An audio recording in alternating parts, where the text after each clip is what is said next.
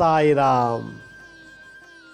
ಆತ್ಮೀಯ ವೀಕ್ಷಕ ಬಾಂಧವರಿಗೆಲ್ಲ ಇವತ್ತಿನ ಜೀವನಾಮೃತ ಕಾರ್ಯಕ್ರಮಕ್ಕೆ ಸ್ವಾಗತ ಸುಸ್ವಾಗತ.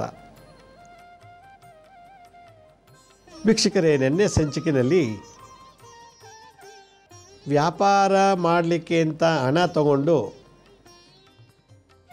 ಸಾಲ ತಗೊಂಡಿದ್ದಂಥ ದುಡ್ಡನ್ನು ತೀರ್ಸೋಕ್ಕಾಗ್ತಿಲ್ಲ.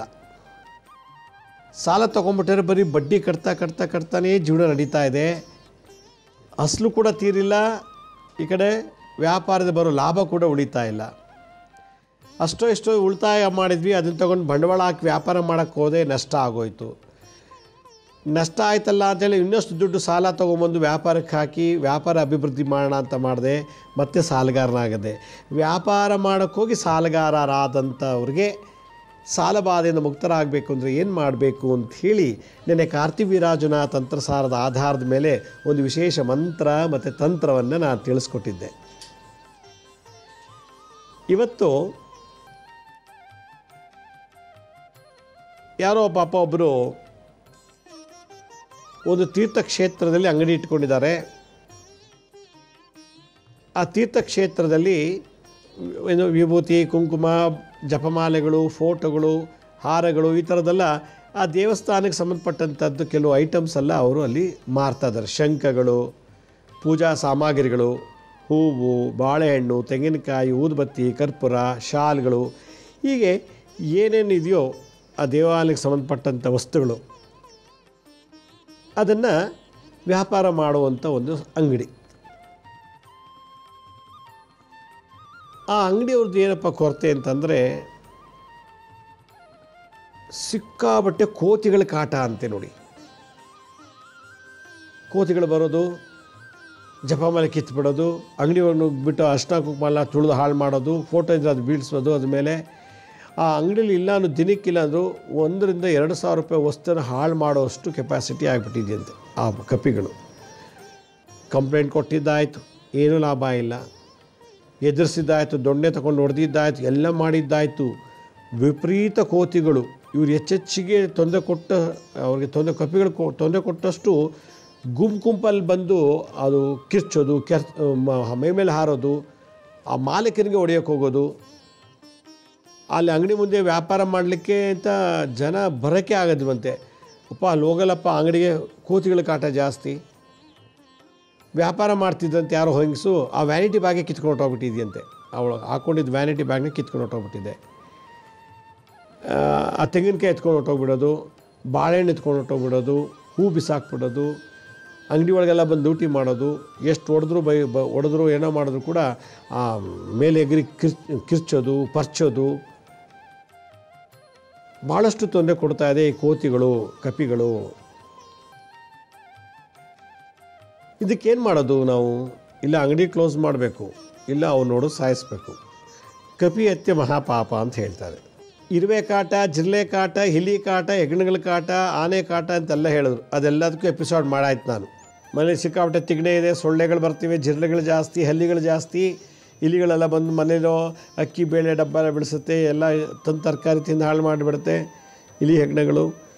ಈ ಥರ ಎಲ್ಲ ಮಾಡಾಯಿತು. ಈಗ ಕೋತಿಗಳ ಕಾಟದಿಂದ ವ್ಯಾಪಾರ ಚೆನ್ನಾಗಿ ಆಗ್ತಿಲ್ಲ. ಇದು ಒಂದು ವಿಷಯ. ಇದು ವ್ಯಾಪಾರಕ್ಕೆ ಆಗ್ತಿರೋ ಒಂದು ತೊಂದರೆ. ಇನ್ನೊಂದು ಭಾಗದಲ್ಲಿ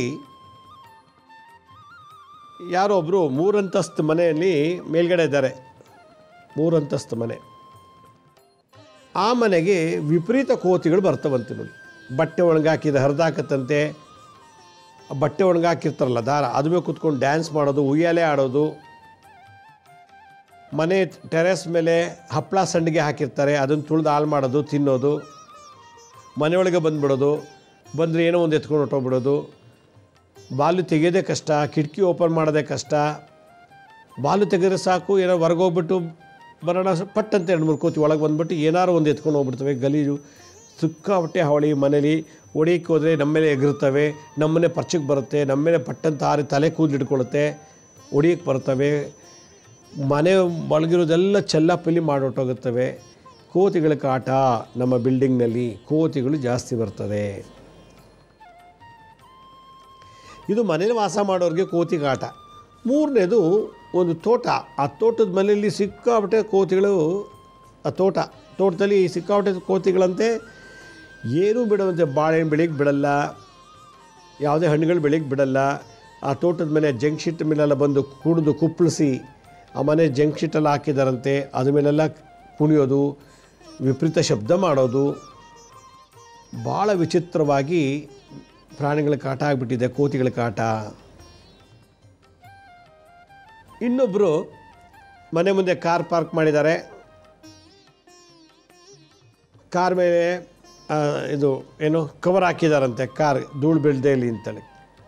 ಆ ಕವರ್ನ ಮೇಲೆ ಕೂತ್ಕೊಳ್ಳೋದು, ಕವರ್ ಕಿತ್ತಾಕೋದು, ಕಾರ್ ಮೇಲೆ ಆಟ ಆಡೋದು, ಕಾರು ಆ ಮಿರರ್ನ ಅಲ್ಲಾಡಿಸೋದು, ಆ ಮಿರರ್ ಮೇಲೆ ಕೂತ್ಕೊಳ್ಳೋದು, ಏನೋ ಒಂದು ಅದಕ್ಕೇನು ಖುಷಿ ಬರುತ್ತೋ ಹಂಗೆ ಆಟ ಆಡ್ಕೊಂಡಿರ್ತದೆ. ಕವರ್ ಮೇಲೆಲ್ಲ, ಕಾರ್ ಮೇಲೆಲ್ಲ ಗಲೀಜು ಮಾಡೋದು. 1-2 ಸರಿ ಆ ಮಕ್ಕಳು, ಗಂಡ ಹೆಂಡತಿ ಎಲ್ಲ ಕರ್ಕೊಂಬರುತ್ತಂತೆ ಕೋತಿ, ಇಡೀ ಕುಟುಂಬವೇ ಬಂದು ಆಟ ಆಡುತ್ತಂತೆ ಕಾರ್ ಮೇಲೆ. ಕಾರೆಲ್ಲ ಗಲೀಜು ಇಲ್ಲ, ತುಂಬ ಡ್ಯಾಮೇಜ್ ಮಾಡಿದೆ ಈ ಕಾರುಗಳ ಕಾಟದಿಂದ. ಮನೆ ಮೇಲೆ ಬರುತ್ತವೆ, ಮನೆ ಒಳಗೆಲ್ಲ ಬರುತ್ತೆ, ಹಪ್ಪಳ ಸಂಡಿಗೆ ಮೇಲೆಲ್ಲ ಡ್ಯಾನ್ಸ್ ಮಾಡುತ್ತವೆ, ಗಲೀಜು ಮಾಡುತ್ತೆ, ಬಟ್ಟೆ ಎಲ್ಲ ಹರಿದಾಕತ್ತೆ ಒಣಗಾಕಿದರೆ. ಮತ್ತು ಆ ಬಟ್ಟೆ ಒಳಗೆ ಹಗ್ಗದ ಮೇಲೆಲ್ಲ ಕೂತ್ಕೊಂಡು ಡ್ಯಾನ್ಸ್ ಮಾಡುತ್ತವೆ, ತೂಗಾಡುತ್ತವೆ, ಆಟ ಆಡ್ತಾರೆ, ಕಾರ್ ಡ್ಯಾಮೇಜ್ ಮಾಡ್ತಾರೆ. ಆಮೇಲೆ ಕೇಬಲ್ ಟಿ ವಿ ಡಿಶ್ ಮೇಲೆ ಕೂತ್ಕೊಳ್ತಾವಂತೆ, ಆ ಕೇಬಲ್ ಮೇಲೆ ನಿಂತ್ಕೊಂಡು ಆಟ ಆಡೋದು, ಆ ಕೇಬಲ್ ಇಟ್ಕೊಂಡು ಓಡಾಡೋದು, ಆ ಕೇಬಲ್ ಇಟ್ಕೊಂಡೆ ನಡ್ಕೊಂಡು ಹೋಗೋದು, ಇವೆಲ್ಲ ಮಾಡಿ ಟಿ ವಿ ಸರಿಯಾಗಿ ಬರ್ತಾಯಿಲ್ಲ. ನಮಗೆ ಭಾಳ ತೊಂದರೆ ಇದೆ. ಈ ಥರದ್ದು ನಮಗೆ ಮನುಷ್ಯರ ಕಾಟಗಿಂತ ಈ ಕಪಿಗಳ ಕಾಟ ಭಾಳ ಜೋರಾಗಿದೆ. ಇದಕ್ಕೇನು ಪರಿಹಾರ ಮಾಡಬೇಕು ಅಂಥೇಳಿ ಒಂದು ಪತ್ರದ ಮುಖೇನ ಬರೆದಿದ್ದಾರೆ. ಮೊನ್ನೆ ಅವರೊಂದು ಫೋಟೋ ಹಾಕಿದ್ರು, ಒಂದು ವಿಡಿಯೋ ಹಾಕಿದ್ದಾರೆ. ಇದರಲ್ಲಿ ಆ ವಿಡಿಯೋದಲ್ಲಿ ನೋಡ್ತಾ ಇದ್ದೆ ನಾನು. ಅವ್ರ ಮನೆ ಸೋಫಾ ಮೇಲೆಲ್ಲ ಕೂತ್ಕೊಂಡು ಸೋಫಾ ಮುಂದೆ ಒಂದು ಫ್ಲವರ್ ಇಟ್ಟಿದ್ದಾರೆ, ಯಾವುದು ಪ್ಲಾಸ್ಟಿಕ್ ಫ್ಲವರ್. ಅದು ನಿಜವಾದ ಹೂವು ಅಂತ ಹೇಳ್ಬಿಟ್ಟು ಅದು ಮುಟ್ಬಿಟ್ಟು ಇದು ಮಾಡಿದರೆ ಹಂಗೆ ಅಲ್ಲಾಡಿಸಿದೆ. ಅಲ್ಲಾಡಿದ ತಕ್ಷಣ ಬಿದ್ದ ತಕ್ಷಣ ಅಲ್ಲಿ ಟೈಲ್ಸ್ ಎಲ್ಲ ಒಂದು ಡ್ಯಾಮೇಜ್ ಆಗಿಬಿಟ್ಟಿದೆ. ಮೇಲಿಟ್ಟಿದ್ದಾರೆ, ಚಕ್ಕಂತ ಹಾರೋಗ್ಬಿಟ್ಟು ಅದು ಹೂವಿನ ಪಾಟ್ ಮೇಲೆ ಕೂತ್ಕೊಂಡಿದೆ.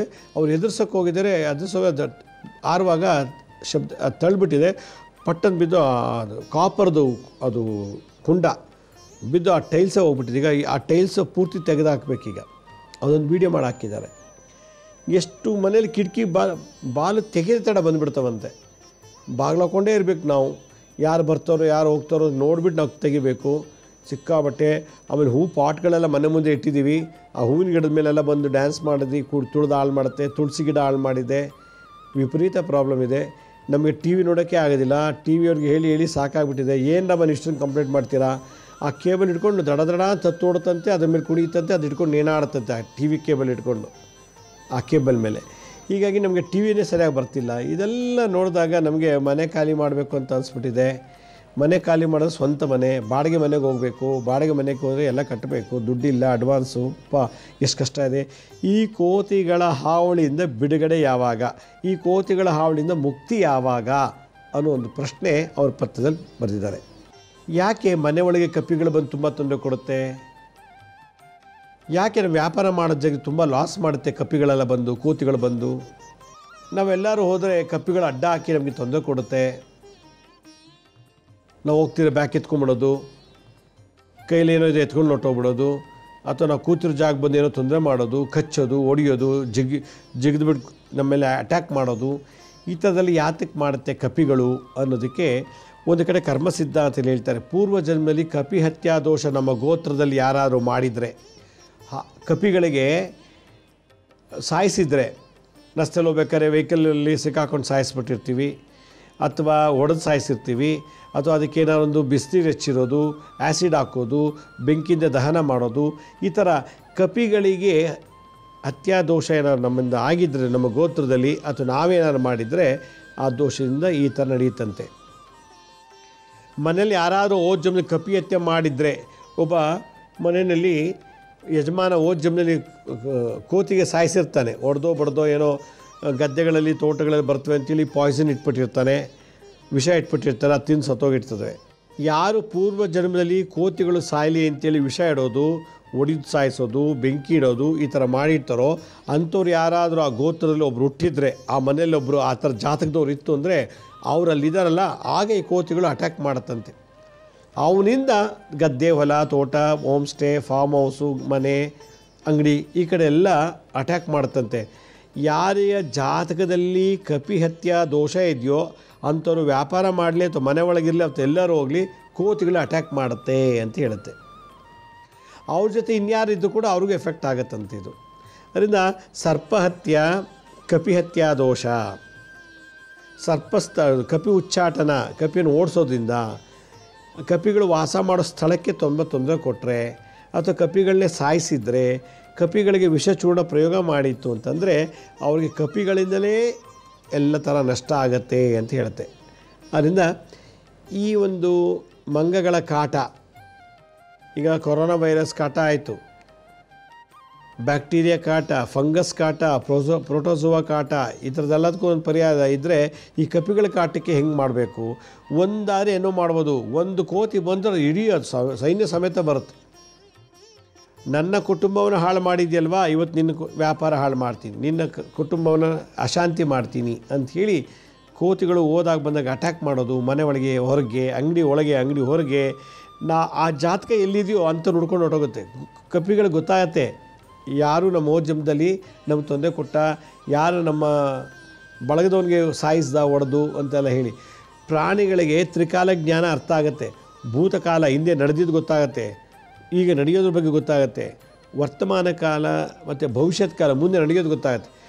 ಪ್ರಾಣಿಗಳಿಗೆ ಯಾರ್ಯಾರು ಹೇಗೆ ಇದ್ದರೂ ಓದ್ಯಮದಲ್ಲಿ ಅನ್ನೋದನ್ನು ನೋಡಿದ ತಕ್ಷಣ ಅರ್ಥ ಮಾಡ್ಕೊಂಡ್ಬಿಡ್ತವಂತೆ. ಹೀಗಾಗಿ ಪ್ರಾಣಿಗಳಿಗೆ ಭೂತಕಾಲ, ವರ್ತಮಾನ ಕಾಲ, ಭವಿಷ್ಯತ್ ಕಾಲ ಅರಿವು ಇರೋದ್ರಿಂದ ಯಾರು ಕಪಿಯತ್ಯ ಮಾಡಿದಾರೋ, ಯಾವ ಮನೆ ಹುಟ್ಟಿ ಬೆಳೀತಿದ್ದಾರೋ ಆ ಮನೆ ಅಟ್ಯಾಕ್ ಮಾಡುತ್ತೆ. ಆ ಜಾಗದಲ್ಲಿ ವ್ಯಾಪಾರ ಮಾಡ್ತಿದ್ದಂಥ ವ್ಯಕ್ತಿ ಅಲ್ಲಿದ್ದರೆ ಅವನಿಗೂ ಅಟ್ಯಾಕ್ ಮಾಡುತ್ತೆ. ಅದರಿಂದ ಕಪಿಹತ್ಯಾ ದೋಷ ಇರೋದ್ರಿಂದ ಕಪಿಗಳಿಂದ ಮಾನಹಾನಿ, ಧನಹಾನಿ ಮತ್ತು ಅಶಾಂತಿ. ಮನೆ ಯಾರೊಬ್ರು ಹೇಳ್ತಾಯಿದ್ರು, 2 ವೀಲರ್ ಪಾರ್ಕ್ ಮಾಡಿದಂತೆ ಅದ್ರ ಮೇಲೆಲ್ಲ ಕೂತ್ಕೊಂಡು ಸೀಟೆಲ್ಲ ಅರ್ಧಾಕಿ, ವೈರೆಲ್ಲ ಕಿತ್ತಾಕಿ, ಅದೇನೋ ಖುಷಿನೋ ಏನೋ ಗೊತ್ತಿಲ್ಲ, ಎಲ್ಲ ಮಾಡಿ ಒಂದು 15-20 ಸಾವಿರ ರೂಪಾಯಿ ಖರ್ಚು ತಂದಿಡ್ತಂತೆ ಒಂದು ಕೋತಿ. ಆ 2 ವೀಲರ್ ಮುಂದೆ 2 ವೀಲರ್ ಪಾರ್ಕ್ ಮಾಡಿರೋ ಜಾಗದಲ್ಲಿ ಅದ್ಮೇಲೆ ಕೂತು ಆ ಗಾಡಿನೇ ಹಾಳು ಮಾಡಿಬಿಟ್ಟೆ, ಸೀಟೆಲ್ಲ ಅರ್ಧಾಕಿ.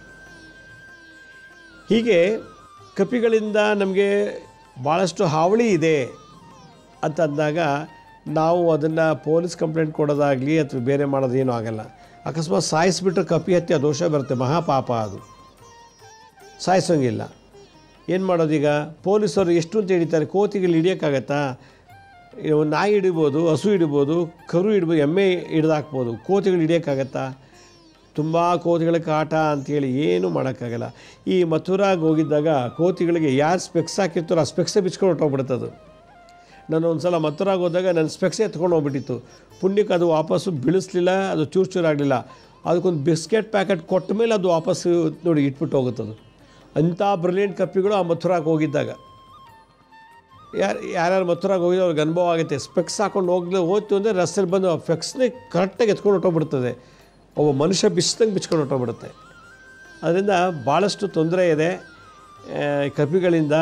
ಯಾವ ಜಾಗದಲ್ಲಿ ವ್ಯಾಪಾರ ಮಾಡುವಾಗ ಕಪಿಗಳು ಬಂದು ತುಂಬ ತೊಂದರೆ ಕೊಡುತ್ತವೋ, ಯಾರು ಮನೇಲಿ ವಾಸ ಮಾಡುವಾಗ ಕಪಿಗಳು ಬಟ್ಟೆ ಹರಿದು ಹಾಕೋದು, ಮನೆಯೊಳಗೆ ಬರೋದು, ಅದು ಇದು ಎತ್ಕೊಂಡು ಹೋಗೋದು, ಅದು ಇದು ಬಿಡಿಸೋ ಡ್ಯಾಮೇಜ್ ಮಾಡೋದು, ತೋಟ, ಹೊಲ, ಗದ್ದೆ ಇಂಥ ಜಾಗದಲ್ಲೆಲ್ಲ ಹಣ್ಣುಗಳನ್ನೆಲ್ಲ ಹಾಳು ಮಾಡೋದು, ಬಾಳೆಹಣ್ಣು ತೋಟದ ಬಾಳೆಹಣ್ಣು ಹಾಳು ಮಾಡೋದು, ಈ ಥರದ್ದೆಲ್ಲ ದೋಷಗಳು ಎಲ್ಲಿ ನಡೀತದೋ ಅಲ್ಲಿ ಒಂದು ಕಪಿಗಳಿಗೆ ಶಾಂತಿ ಮಾಡಬೇಕು. ಏನು ಮಾಡಬೇಕು? ಈ ಸುಣ್ಣ, ನಾವು ಮನೆಗೆ ಪೇಂಟ್ ಮಾಡ್ತೀವಲ್ಲ, ಯೂಸ್ ಮಾಡ್ತೀವಿ ವೈಟ್ ವಾಶ್ ಮಾಡಲಿಕ್ಕೆ ಸುಣ್ಣ ಅಂತೀಳಿ, ಆ ಸುಣ್ಣ ತೊಗೋಬೇಕು. ಒಂದು 1/4 kg ಸುಣ್ಣ ತೊಗೊಂಡು ಕೈಲಿಟ್ಕೊಂಡು, ಇದು ಸಿಕ್ಕಲಿಲ್ಲ ಅಂತಂದರೆ ಬಿಳಿ ನಾಮ ಅಂತ ಸಿಗುತ್ತೆ ಅಂಗಡಿನಲ್ಲಿ, ಗ್ರಂಥಿಗೆ ಅಂಗಡಿನಲ್ಲಿ. ಈ ನಾಮ ಹಾಕ್ತೀವಲ್ಲ, ವೈಟ್ ನಾಮ, ಆ ಥರ ನಾಮದ ಉಂಡೆ ಸಿಗುತ್ತೆ. ಅದನ್ನು ಪುಡಿ ಮಾಡ್ಕೊಂಬಿಟ್ಟು ಕೈಲಿಟ್ಕೊಂಡು ಒಂದು ಅರ್ಧ ಗಂಟೆ ಶನಿವಾರ ದಿವಸ ಪೂರ್ವಕ್ಕೆ ಮುಖ ಮಾಡಿಕೊಂಡು ನಾನು ಹೇಳೋ ಮಂತ್ರದಿಂದ ಜಪ ಮಾಡಿ ಅದಕ್ಕೆ ಅಭಿಮಂತ್ರಿಸ್ಬೇಕು. ಸುಣ್ಣ ಅಥವಾ ನಾಮ ಇಡೋ, ನಾಮಕ್ಕೆ ಇಟ್ಕೋತಿಲ್ಲ ಅದೊಂದು ನಾಮದ ಉಂಡೆ, ಅದನ್ನು ತಗೊಂಡು ಓಂ ರಾಮದೂತಾಯ ವಿದ್ಮಹೇ ಕಪಿರಾಜಾಯ ಧೀಮಹಿ ತನ್ನೋ ಹನುಮಾನ್ ಪ್ರಚೋದಯಾತ್. ಓಂ ರಾಮದೂತಾಯ ವಿದ್ಮಹೇ ಕಪಿರಾಜಾಯ ಧೀಮಹಿ ತನ್ನೋ ಹನುಮಾನ್ ಪ್ರಚೋದಯಾತ್. ಓಂ ರಾಮದೂತಾಯ ವಿದ್ಮಹೇ ಕಪಿರಾಜಾಯ ಧೀಮಹಿ ತನ್ನೋ ಹನುಮಾನ್ ಪ್ರಚೋದಯಾತ್. ಓಂ ರಾಮದೂತಾಯ ವಿದ್ಮಹೇ ಕಪಿರಾಜಾಯ ಧೀಮಹಿ ತನ್ನೋ ಹನುಮಾನ್ ಪ್ರಚೋದಯಾತ್. ಓಂ ರಾಮದೂತಾಯ ವಿದ್ಮಹೇ ಕಪಿರಾಜಾಯ ಧೀಮಹಿ ತನ್ನೋ ಹನುಮಾನ್ ಪ್ರಚೋದಯಾತ್. ಓಂ ರಾಮದೂತಾಯ ವಿದ್ಮಹೇ ಕಪಿರಾಜಾಯ ಧೀಮಹಿ ತನ್ನೋ ಹನುಮಾನ್ ಪ್ರಚೋದಯಾತ್ ಅಂತ ಹೇಳಿ ಆ ಅಭಿಮಂತ್ರಿಸದ ಸುಣ್ಣನ್ನು ಅಥವಾ ನಾಮದ ನೀರಲ್ಲಿ ಮಿಕ್ಸ್ ಮಾಡಿಬಿಟ್ಟು ಆ ನೀರನ್ನು ನೀವು ಎಲ್ಲಿ ವಾಸ ಮಾಡ್ತೀರೋ ಆ ಜಾಗ ಸುತ್ತಲೂ ಅದನ್ನು ಹಾಕಬೇಕಂತೆ. ಹಾಕಿಬಿಟ್ಬಿಡ್ಬೇಕು, ಅದು ದಾಟಿ ಒಳಗೆ ಬರೋಲ್ಲ. ಹಾಗೆ ಅಂಗಡಿ, ತೋಟ, ಹೊಲ, ಗದ್ದೆ, ಮನೆ ಎಲ್ಲಿ ಅದು ತುಂಬ ಹಾವಳಿ ಕೊಡ್ತದೋ ಆ ವಾಸ್ತುಗೆ ಸುತ್ತಲೂ ಪೂರ್ವ, ದಕ್ಷಿಣ, ಪಶ್ಚಿಮ, ಉತ್ತರವಾಗಿ ಆ ದಿಗ್ಬಂಧನ ಮಾಡಬೇಕು. ಆ ನಾಮದ ನೀರು ಅಥವಾ ಸುಣ್ಣದ ನೀರಲ್ಲಿ ಈ ರೀತಿ ಮಾಡಿ ನಾವು ದಿಗ್ಬಂಧನ ಮಾಡಿದ್ರೆ ಕಪಿಗಳು ಅದನ್ನು ದಾಟಿ ಒಳಗೆ ಬರಲ್ಲ. ಕಪಿಗಳಿಗೆ ಅದು ತುಂಬ ಒಂದು ಆಪೋಸಿಟ್ ಎನರ್ಜಿ ಕೊಡುತ್ತೆ. ಅಂದರೆ ಯಾರು ಕಪಿ ಹತ್ಯೆ ದೋಷ ಮಾಡಿದ್ದಾರೋ ಅವರು ಆಂಜನೇಯನ ಸೇವೆ ಮಾಡಬೇಕು, ಆಂಜನೇಯನ ಆರಾಧನೆ ಮಾಡಬೇಕು. ಓಂ ರಾಮದೂತಾಯ ವಿದ್ಮಹೇ ಕಪಿರಾಜಾಯ ಧೀಮಹಿ ತನ್ನೋ ಹನುಮಾನ್ ಪ್ರಚೋದಯಾತ್ ಅಂಥೇಳಿ ಈ ಹನುಮಾನ್ ಗಾಯತ್ರಿ ಮಂತ್ರ ಇದು. ಈ ಗಾಯತ್ರಿ ಮಂತ್ರನ ಹನುಮಾನ್ ತಂತ್ರಸಾದಲ್ಲಿ ಹೇಳ್ತಾರೆ. ಇದನ್ನು ಜಪ ಮಾಡೋದ್ರಿಂದ ನಾವೆಲ್ಲೇ ಹೋದರೂ ಮಾಡಿದ್ರೂ ಕೂಡ ಕೋತಿಗಳ ಕಾಟ, ಕೋತಿಗಳಿಂದ ದೇಹ ಸಂರಕ್ಷಣೆ ಮಾಡ್ಕೋಬೋದು. ನಮಗೆ ದೇಹಕ್ಕೆ ಡ್ಯಾಮೇಜ್ ಮಾಡೋದಿತ್ತು, ಕೋತಿಗಳಂದರೆ ಪರ್ಚಿ ಕಿರ್ಚಿ ಏನೋ ಮಾಡೋದಿದ್ದರೆ ಈ ಮಂತ್ರ ಹೇಳ್ಕೊಂಡು ಹೋಗೋದ್ರಿಂದ ಕೋತಿಗಳು ನಿಮ್ಮನ್ನು ಟಚ್ ಮಾಡಲ್ಲ, ನಿಮ್ಮ ಮನೆ ಒಳಗೆ ಬರಲ್ಲ, ನಿಮ್ಮ ಅಂಗಡಿ ಹತ್ರ ನೀರೋ ನೀವು ವ್ಯವಹಾರ ಜಾಗದಲ್ಲಿ ಕಪಿಗಳ ಕಾಟ ನಿಲ್ಲುತ್ತೆ ಅಂತ ಹೇಳಿ ಹೇಳುತ್ತೆ. ಇದನ್ನು ಮಾಡಬೇಕು. ಇದು ನಮಗೆ ಬಿಳಿ ಸುಣ್ಣ ಸಿಕ್ಕಲಿಲ್ಲ ಅಥವಾ ನಾಮದುಂಡೆ ಸಿಕ್ಕಲಿಲ್ಲ ಅಂದರೆ ನೀರನ್ನೇ ಅಭಿಮಂತ್ರಿಸ್ಬಿಟ್ಟು ಮನೆ ಸುತ್ತಲೂ ನೀರಲ್ಲೇ ದಿಗ್ಬಂಧನ ಮಾಡ್ಬೋದು. ಇಲ್ಲಾಂದರೆ ಹನುಮಂತನ ದೇವಸ್ಥಾನಕ್ಕೆ ಹೋಗಿ ಆಂಜನೇಯಗೆ ಹಾಕಿದಂಥ ತುಳಸಿ ಮಾಲೆ ಅಥವಾ ಅವನ ಮೇಲೆ ಇದ್ದಂಥ ಹೂವನ್ನು, ಹಾರವನ್ನು ತಂದು ಈ ಮಂತ್ರ ಹೇಳಿಬಿಟ್ಟು ನಿಮ್ಮನೆ ಬಾಗಿಲಿಗೆ ನೀವು ವಾಸ ಮಾಡೋ ಸ್ಥಳಕ್ಕೆ ಆ ಆಂಜನೇಯ ದೇವಸ್ಥಾನದ ನಿರ್ಮಾಲ್ಯ ಅಂದರೆ ಯೂಸ್ ಮಾಡಿರೋ ಹೂವು ಅದನ್ನು ತಂದು ಮನೆ ಹೊಸಲಿಗೆ ಅಥವಾ ಅಂಗಡಿ ಬಾಗಿಲಿಗೆ ಕಟ್ಟಿಬಿಟ್ಟ ಅಂದರೆ ಕಪಿಗಳು ಒಳಗೆ ಬಂದು ನಿಮಗೆ ತೊಂದರೆ ಕೊಡೋದಿಲ್ಲ ಅಂತ ಹೇಳುತ್ತೆ. ಇದು ನನ್ನ ಕಡೆಯಿಂದ ಕೊಡುವಂಥ ಒಂದು ರಿಸರ್ಚ್, ಸಂಶೋಧನೆ ಮಾಡಿದಂಥ ಒಂದು ಮಾಹಿತಿ. ಇದನ್ನು ಯೂಸ್ ಮಾಡ್ಕೊಳ್ಳಿ, ಈ ಒಂದು ವಿಶೇಷತೆಯನ್ನು ಅಂತ ಹೇಳ್ತಾ ಒಂದು ಅನೌನ್ಸ್ಮೆಂಟ್ ಇದೆ. ಮಾರ್ಚ್ 29, 30, 31ನೇ ತಾರೀಕು ನಾನು ಮರ್ಮ ಥೆರಪಿ ಕ್ಲಾಸ್ ಮಾಡ್ತೇನೆ. ಮರ್ಮ ಚಿಕಿತ್ಸೆ ಎಂತಿಂಥ ಮಾನಸಿಕ ರೋಗಗಳಿರಲಿ, ಕಣ್ಣಿಗೆ ಸಂಬಂಧಪಟ್ಟಂಥದ್ದು, ಕಿವಿ, ಮೂಗು, ಬಾಯಿ, ಹಲ್ಲು, ಥೈರಾಯ್ಡು, ಲಂಗ್ಸು, ಹಾರ್ಟು, ಉದರಕ್ಕೆ ಸಂಬಂಧಪಟ್ಟಂಥದ್ದು, ಡಯಾಬಿಟೀಸು, BP, ಗ್ಯಾಸ್ಟ್ರಾಟಿಕ್ಸು, ಕಿಡ್ನಿಗೆ ಸಂಬಂಧಪಟ್ಟಂಥದ್ದು, ಸೆಕ್ಸ್ಗೆ ಸಂಬಂಧಪಟ್ಟಂಥದ್ದು, ಲೇಡೀಸ್ಗೆ ಮುಟ್ಟಿನ ಸಮಸ್ಯೆ, ಜೆಂಟ್ಸ್ಗೆ ಸಂತಾನೋತ್ಪತ್ತಿಯಲ್ಲಿ ಭಾಳ ಪ್ರಾಬ್ಲಮ್ ಇದೆ, ಯಾವುದೇ ರೀತಿ ಸೆಕ್ಸ್ ರಿಲೇಟೆಡ್ ಎಂಥ ದೋಷ ಇದ್ದರೂ, ಲಕ್ವಾ, ಪಿಟ್ಸು, ಕ್ಯಾನ್ಸರು, ಏಡ್ಸು, ಯಾವುದೇ ಥರ ಕಾಯಿಲೆಗಳಿದ್ದರೂ ಕೂಡ ಔಷಧಿ ಇಲ್ದೇ ಅಂದರೆ ಮಾತ್ರೆ, ಇಂಜೆಕ್ಷನ್, ಟಾನಿಕ್ ಇಲ್ದೇ, ಆಪ್ರೇಷನ್ ಇಲ್ದೇ, ಸರ್ಜರಿ ಇಲ್ದೇ ಕೇವಲ ಮರ್ಮ ಚಿಕಿತ್ಸೆಯಿಂದ ಕ್ಯೂರ್ ಮಾಡ್ಬೋದು ಅನ್ನೋದನ್ನು ಹಿಂದೆ ಸಾವಿರಾರು ವರ್ಷದಿಂದ ಶಿವ ಪಾರ್ವತಿಗೆ ಉಪದೇಶ ಮಾಡಿರುವಂಥ ವಿದ್ಯೆ ಇದು. ಈ ಕ್ಲಾಸನ್ನು ನಾನು 29, 30, 31ನೇ ತಾರೀಕು 3 ದಿವಸ ಒಂದು ಪುಣ್ಯಕ್ಷೇತ್ರದಲ್ಲಿ ಹೇಳ್ಕೊಡ್ತಾ ಇದ್ದೀನಿ. ಈ ವಿದ್ಯೆ ಕಲಿಬೇಕು ಅಂತಂದರೆ 3 ದಿವಸ ನನ್ನ ಜೊತೆಲೇ ಇರಬೇಕು. ಊಟ, ವಸತಿ, ಪುಸ್ತಕ ಎಲ್ಲ ನಾವೇ ಕೊಡ್ತೀವಿ. 3 ದಿನ ನಿಮ್ಮ ಜೊತೆಲೇ ಇದ್ದು ಈ ವಿದ್ಯೆನ ಕಲಿಬೋದು. ಕಲಿತ್ರೆ ಏನು ಲಾಭ? ನೀವು ಇದನ್ನು ನಿಮ್ಮ ಕಾಯಿಲೆ ನೀವೇ ಕ್ಯೂರ್ ಮಾಡ್ಕೋಬೋದು, ಬೇರೆ ನಿಮ್ಮ ಮನೆ ಮಂದಿಗೆಲ್ಲ ಕ್ಯೂರ್ ಮಾಡ್ಬೋದು. ಒಂದು ಕ್ಲಿನಿಕ್ ಓಪನ್ ಮಾಡಿ ನೀವೇ ಟ್ರೀಟ್ ಮಾಡ್ಬೋದು, ಔಷಧಿ ಇಲ್ದೇ, ಸರ್ಜರಿ, ಆಪ್ರೇಷನ್ ಇಲ್ದೇ. ಇವತ್ತಿನ ದಿವಸ ಒಂದು ತಲೆನೋವು, ವಾಂತಿ, ಭೇದಿ, ಅಸ್ತಮಾ, ಸುಸ್ತು, ಸಂಕಟ ಅಥವಾ ನೆಗಡಿ, ಕೆಮ್ಮು, ಜ್ವರ ಅಂತ ಹೋದರೆ ಮಿನಿಮಮ್ 2,000-3,000 ರೂಪಾಯಿ ಬಿಲ್ ಆಗುತ್ತೆ ಹಾಸ್ಪಿಟ್ಲಲ್ಲಿ. ಆ ಟೆಸ್ಟು, ಈ ಟೆಸ್ಟ್ ಅಂತೆಲ್ಲ ಹೇಳಿ ಮಾಡಿಸಿ ಕೊನೆಗೆ ಒಂದು ಅಷ್ಟು ದುಡ್ಡು ಖರ್ಚು ಮಾಡ್ತಾರೆ. ಅದು ಲಕ್ವಾ, ಪಿಟ್ಸು, ಕ್ಯಾನ್ಸರು, ಈ ಥರ ದೊಡ್ಡ ದೊಡ್ಡ ಕಾಯಿಲೆಗಳು, ಅಸ್ತಮಾ, ಪಾರ್ಕಿನ್ಸನ್ನು ಮತ್ತು ಮೆಂಟಲಿ ಡಿಸಾರ್ಡರ್ಸು, ಯಾವುದೇ ಇದ್ರೂ ಕೂಡ mood disorders, personality disorder, anxiety, schizophrenia, Alzheimer's, dementia, ಈ ಥರ ಎಲ್ಲ ಕಾಯಿಲೆಗಳನ್ನು ಯಾವುದೇ ರೀತಿ ಆಪರೇಷನ್ ಇಲ್ಲದೆ ಔಷಧಿಯನ್ನು ಕ್ಯೂರ್ ಮಾಡೋಂಥ ಒಂದು ವಿಶೇಷ ವಿದ್ಯೆ ಈ ಒಂದು ಮರ್ಮ ಥೆರಪಿ ಅಂತ. ಇದು ಭಾಳ ಫೇಮಸ್. ಹಿಂದೆ ಇವಾಗ ಯಾರು ಹೇಳ್ಕೊಡ್ತಿಲ್ಲ, ಯಾಕಂದರೆ ನಮ್ಮ ಜಾತಿಯವನಲ್ಲ ಅಂತ ಹೇಳ್ಕೊಡಲ್ಲ, ನಮ್ಮ ಧರ್ಮದವನಲ್ಲ ಅಂತ ಹೇಳ್ಕೊಡಲ್ಲ. ಇವ್ನಿಗೆ ಹೇಳ್ಕೊಟ್ಬಿಟ್ರೆ ನಾಳೆ ನನಗೆ ಒಂದು ಆಪೋಸಿಟ್ ಪಾರ್ಟಿ ಆಗಿಬಿಡ್ತಾನೆ, ನನ್ನ ಮೇಲೆ ತುಂಬ ತೊಂದರೆ ಕೊಡ್ಬೋದೇನೋ ಅಂತ ಹೇಳ್ಕೊಡ್ದು ವಿದ್ಯೆ ನಶಿಸ್ತಾ ಹೋಗ್ಬಿಡ್ತು. ಅದಕ್ಕೆ ಔಷಧಿ ರಹಿತ ಮನೆಗೊಬ್ಬ ವೈದ್ಯನಾಗಬೇಕು ಅಂತಂದರೆ ಈ ವಿದ್ಯೆ ಕಲಿಬೇಕು. ಈ ವಿದ್ಯೆ ಕಲಿತ್ರೆ ಎಷ್ಟೋ ದುಡ್ಡು, ಲಕ್ಷಾಂತರ ರೂಪಾಯಿ ದುಡ್ಡು ನೀವು ಸೇವ್ ಮಾಡ್ಬೋದು. ಇವತ್ತು ಕ್ಯಾನ್ಸರು, ಪಿಟ್ಸು, ಇವೆಲ್ಲ ಅಂತ ಲಕ್ಷಾಂತರ ರೂಪಾಯಿ ಬಿಲ್ ಮಾಡ್ತಾರೆ ಹಾಸ್ಪಿಟ್ಲ್ಗಳಲ್ಲಿ. ಆಯಿತಾ, ಅಲ್ಲಿಂದ ಬಂದಮೇಲೆ ಪ್ರತಿ ತಿಂಗಳು ಔಷಧಿ ತೊಗೋಬೇಕು ಅಂತ ಮಂತ್ಲಿ ಒಂದಷ್ಟು ದುಡ್ಡು ಇನ್ವೆಸ್ಟ್ ಮಾಡಬೇಕು ಔಷಧಿಗೆ. ಈ ಔಷಧಿಗೆ ಹಾಕೋ ದುಡ್ಡು, ಹಾಸ್ಪಿಟ್ಲಿಗೆ ಕೊಡೋ ದುಡ್ಡು, ಇವೆಲ್ಲ ಸೇವ್ ಮಾಡ್ಬೋದು ಈ ವಿದ್ಯೆ ಕಲ್ತ್ಕೊಂಡ್ರೆ. ಔಷಧಿ ತೊಗೊಂಡು ಆಯುಷ್ಯ ಕಮ್ಮಿ ಆಗ್ತಾಯಿದೆ, ಇನ್ನೂ ರೋಗಗಳು ಜಾಸ್ತಿ ಆಗ್ತಿದೆ. ಅದರಿಂದ ಒಂದು ರೋಗ ಕ್ಯೂರ್ ಆಯಿತು ಅಂದರೆ ಇನ್ನೊಂದು ರೋಗ ಶುರುವಾಗಿಬಿಡುತ್ತೆ ಈ ಮೆಡಿಷನಿಂದ. ಈ ಮೆಡಿಷನು ತೊಗೊಳ್ಳೋದು ಬೇಡ, ರೋಗ ಜಾಸ್ತಿ ಮಾಡ್ಕೊಳ್ಳೋದು ಬೇಡ, ಆಯುಷ್ಯ ಕ್ಷೀಣಿಸೋದು ಬೇಡ ಅನ್ನೋದಾಗಿದ್ದರೆ ಈ 3 ದಿನದ ಕೋರ್ಸು 29, 30, 31ನೇ ತಾರೀಕು ನಾನು ನಡೆಸ್ತಾ ಇದ್ದೀನಿ. ಜಾಯ್ನ್ ಆಗಿ. ಇದು ಹೆಂಗೆ ರಿಜಿಸ್ಟರ್ ಮಾಡ್ಕೋಬೇಕು ಅಂದರೆ workshop.laxmisrinivas.in ಅಂತೇಳಿ ಇದಕ್ಕೆ ಲಾಗಿನ್ ಆದರೆ ವರ್ಕ್ಶಾಪ್ ರಿಜಿಸ್ಟ್ರೇಷನ್ ಪೇಜ್ಗೆ ಹೋಗಿ ನೀವು ರಿಜಿಸ್ಟರ್ ಮಾಡ್ಕೋಬೇಕು. ಯಾರು ಈ ಬರ್ಮಾ ಕೋರ್ಸಿಗೆ ಬರ್ತಾರೋ ಅವ್ರಿಗೆ ಲಯ ಯೋಗ ಫ್ರೀ. ಲಯ ಯೋಗ ಒಂದು ಹಠಯೋಗದಲ್ಲಿ ಒಂದು ವಿದ್ಯೆ ಇದು. ಲಯ ಅಂದರೆ ನಾಶ ಮಾಡೋದು ಅಂತ. ನಮ್ಮ ಪೂರ್ವಜನ್ಮದ ಶಾಪ ಪಾಪಗಳೆಲ್ಲ ನಾವೇ ನಿಧಾನಕ್ಕೆ ನಾಶ ಮಾಡ್ತಾ ಹೋಗೋದು ಲಯ ಯೋಗ ಅಂತೇಳಿ. ಭಾಳ ವಿಶೇಷವಾದ ವಿದ್ಯೆ. ಬರ್ಮಾ ಕ್ಲಾಸಿಗೆ ಬಂದರೆ ಇದೊಂದು ಫ್ರೀಯಾಗಿ ಹೇಳ್ಕೊಡ್ತೀನಿ. ಇದಕ್ಕೆ ನೀವು workshop.laxmisrinivas.in ಅಂತ ವರ್ಕ್ಶಾಪ್ ರಿಜಿಸ್ಟ್ರೇಷನ್ಗೆ ಹೋಗಿ ರಿಜಿಸ್ಟರ್ ಮಾಡ್ಕೊಳ್ಳಿ. ಅಕಸ್ಮಾತ್ ಗೊತ್ತಾಗಲಿ ನಮ್ಮ ಆಫೀಸಿಗೆ ಫೋನ್ ಮಾಡಿ ಕೇಳಿ ಹೆಲ್ಪ್ ಮಾಡ್ತಾರೆ. ಐಫೋನಲ್ಲಿ ಕೆಲವು ಟೈಮ್ ವರ್ಕ್ ಆಗೋಲ್ಲ, ಇದು ಬೇರೆ ಫೋನಿಂದ ನೀವು ರಿಜಿಸ್ಟರ್ ಮಾಡ್ಬೋದು, ಇಲ್ಲ ಕಂಪ್ಯೂಟರ್ ಮುಖಾಂತರ ರಿಜಿಸ್ಟರ್ ಮಾಡ್ಕೋಬೋದು. ನಮ್ಮ ಹಳೆ ಸಂಚಿಕೆಗಳು ಯಾರು ನೋಡೋಕ್ಕಾಗಿಲ್ವೋ ನಮ್ಮ ಶಿರಡಿ ಸಾಯಿ ಭಿಕ್ಷಾ ಕೇಂದ್ರ ಹೆಲ್ತ್ ಸೈನ್ಸ್ ಅಂತ 2 ಯೂಟ್ಯೂಬ್ ಚಾನಲ್ ಇದೆ. ಇದ್ರ ಜೊತೆ SSBK ಜ್ಞಾನೋದಯ ಅಂತ ಮ್ಯೂಸಿಕ್ ಚಾನಲ್ ಇದೆ. 3ಕ್ಕೂ ಸಬ್ಸ್ಕ್ರೈಬ್ ಮಾಡ್ಕೊಳ್ಳಿ. ಪಕ್ಕದಲ್ಲಿರೋ ಬೆಲ್ ಬಟನ್ ಪ್ರೆಸ್ ಮಾಡಿ, ನೋಡೋದ್ಮೇಲೆ ಲೈಕ್ ಅಂತ ಬಟನ್ ಪ್ರೆಸ್ ಮಾಡಿ. ಆಮೇಲೆ ಆ ಲಿಂಕನ್ನು ನಿಮ್ಮ ಬಂಧು ಮಿತ್ರರಿಗೆ ವಾಟ್ಸಪ್ ಮುಖಾಂತರ, ಇಮೇಲ್ ಮುಖಾಂತರ ಶೇರ್ ಮಾಡಿ. ಗುರುಜಿ ಲಕ್ಷ್ಮೀ ಶ್ರೀನಿವಾಸ್ ಅಂತೇಳಿ ಫೇಸ್ಬುಕ್ಕಲ್ಲಿ ಒಂದು ಅಕೌಂಟ್ ಇದೆ.